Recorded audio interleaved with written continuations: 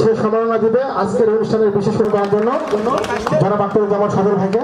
বাংলাদেশ জাতীয়তাবাদী দল জনগণের দল, মানুষের দল এরা, এবং জনগণের জন্যই বাংলাদেশ জাতীয়তাবাদী দল যারা করে তারা জনগণের কল্যাণের জন্যই করে।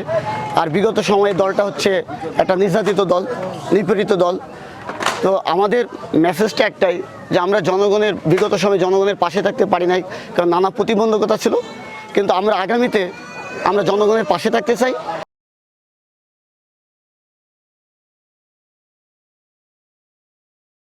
এবং আজকে যে স্বল্প পরিসরে একটা আয়োজন ছিল, যে আমরা এই সাধারণ মানুষ যারা অসহায় মানুষ তাদের মাঝে যে আমরা এই অল্প পরিসরে যে আমরা ইফতার সামগ্রী বিতরণ করলাম, পরবর্তীতে আমরা ব্যাপক পরিসরে ইনশাআল্লাহ এই সামগ্রী বিতরণ করব।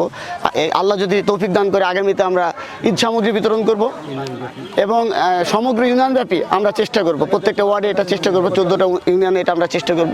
আসলে বেসিক্যালি বিএনপি একটা সুশৃঙ্খল রাজনৈতিক দল, সুশৃঙ্খল এবং একটা শক্তিশালী রাজনৈতিক দল। বিএনপি কোনো চাঁদাবাজে বিশ্বাস করে না, দুর্নীতিতে বিশ্বাস করে না, লুটপাটে বিশ্বাস করে না।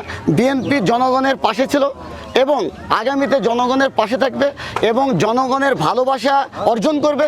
জনগণের ভালোবাসা অর্জনের মধ্য দিয়ে আগামীতে যদি সুষ্ঠু সুন্দর একটা নিরপেক্ষ নির্বাচন হয়, ইনশাআল্লাহ জনগণের ভোটের মাধ্যমে নির্বাচিত হয়ে বিএনপি দেশ শাসন করবে এবং দেশ শাসন করার যদি সুযোগ পায় বিএনপি জনগণের পাশে থাকবে ইনশাআল্লাহ।